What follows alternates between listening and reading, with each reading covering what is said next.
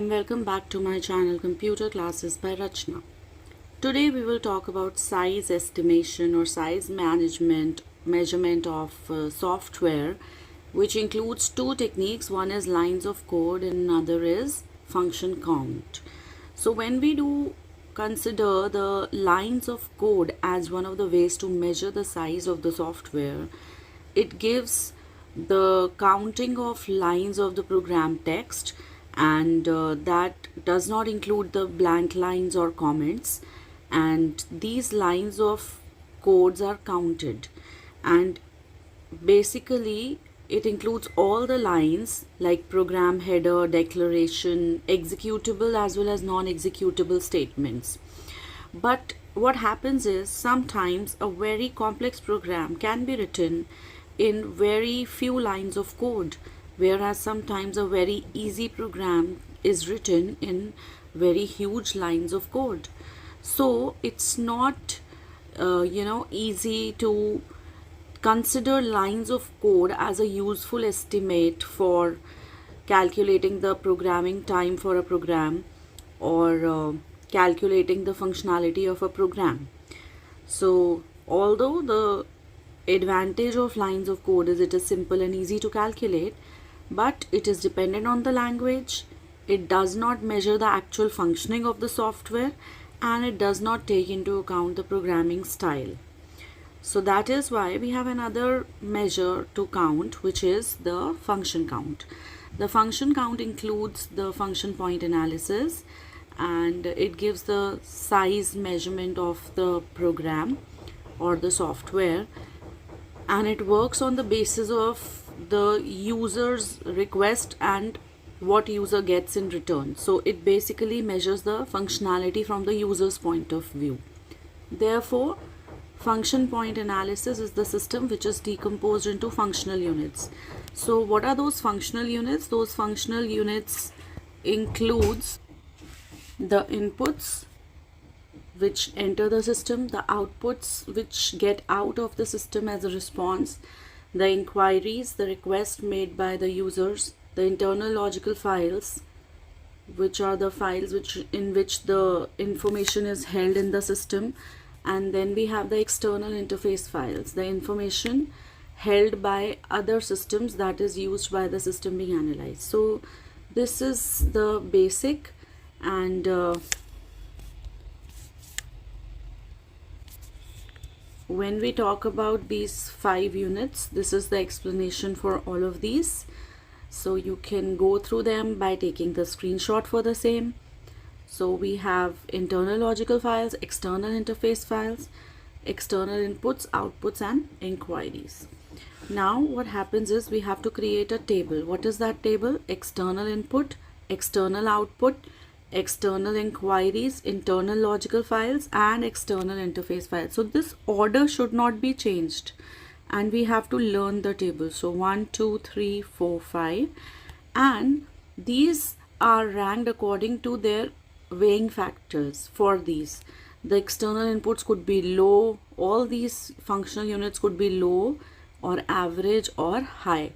The value for low for external input is 3, for output is 4, the inquiries is 3, the logical files is 7, and external interface files is 5. So this is the values for all these functional units when they are low. These are the values for all these functional units when they are average, and these are the values when they are high. So you have to remember this table. This table would have 3, 4, 3, 7, 5, 4, 5, 4, 10, 7, and 6, 7, 6, 15, 10 when they are low, average, and high. But remember that this order has to be same when you solve the question. So first input, then output, then inquiries, then internal logical files, and external logical files. Sometimes these functional units, their order would be different in the question. So you have to arrange them in this order, and then you have to solve. Okay. There will be different values given for the input, output, inquiry, ILFs, and EIFs. The values could be low, average, and high. You have to arrange them accordingly, then multiply with their weights.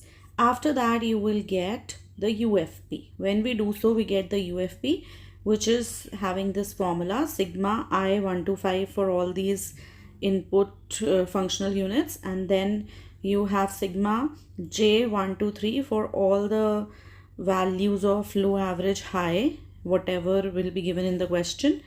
And then when we multiply, we get the UFP, which is unadjusted function point. Then we have to multiply this by CAF. CAF is called as complexity adjustment factor. The formula is 0.65 plus 0.01 into sigma Fi. Sigma Fi means there are 14 factors which are having degree of influence and are based on the responses to certain questions which are asked. So the questions like the performance is critical or not, etc. So the factors will have the value 0, 1, 2, 3, 4 or 5.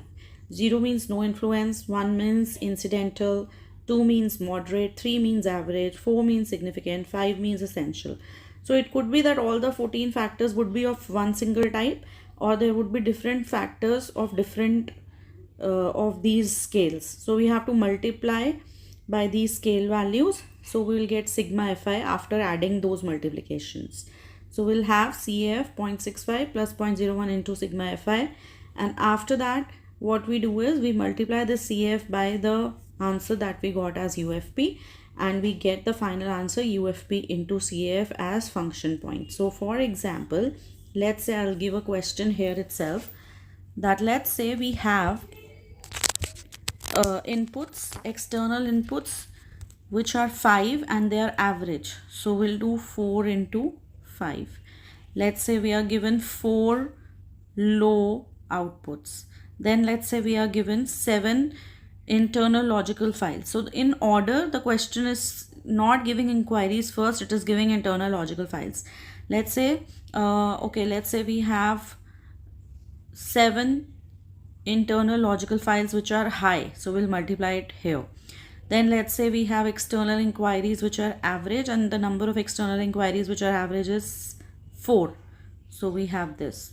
Then let's say external interface files which are low, and they are 10, so 10 external interface files which are low. So we'll multiply each of these values and we get the answer. So we can do this 0 into 0 because no other values are given. So we can just have 4 5s are 20, then we can have 4 4s are 16, then we have 4 4s are 16, again 4 4s are 16, and then 15 into 7. So we have 15 into 7 would be 105, and then you have 5 into 10, that is 50. So this would be calculated and the sum would be taken. So we get 6 2s are 12 and 5 17, and then you have 2 plus 1 3 plus 1 4 plus 1 5 plus 0 plus 5, so 10, and then it would be again one or more carry, so 1 plus 1 plus 1 2, so 207, right? So we can confirm this. So let me recheck. 4 5s are 20, 4 4s are 16, 4 4s are 16, and 15 7s are 105, and 5 10s are 50. We add them. So 105 plus 50, 155, 155, 165, 175, 185, 187 plus 20, 207. Correct. So this is the UFP. Now after getting this UFP, what we have to do is we have to divide this we have to multiply this by the CAF. So till here we have this UFP, and now we will do the CAF. So CAF, how it is calculated? The CAF is calculated by 0.65 plus 0.01 into sigma Fi. Let's say we say that all the 14 factors are moderate. So if I say all the 14 factors are moderate, so we have 14 into 2. If I say all the 14 factors are average, we will have 14 into 3. If I say all the 14 factors are significant, we will have 14 into 4. So I can take it as all the 14 factors are significant, for example. So 14 into 4. Alright, so the formula would be, or let's say all the 14 factors are average, so it will be 14 into 3. So let's take average in the question. So if it says that consider all the 14 factors to be average, so the formula would be 0.65 plus 0.01 into sigma fi. So sigma fi means 3 plus 3 plus 3 14 times, that would be 14 into 3. So 14 into 3 is 52. So I'll have 0.65 plus 0.01 into 52. So that comes out to be 0.65 plus 0.52, and that comes out to be 1.07. So we have CAF as 1.07 and UFP was 207. So FP would be 207 into 1.07. So we multiply them and whatever answer we'll get will be our function point. I hope it is clear to everybody. In case you have any doubts, you can comment. Thank you.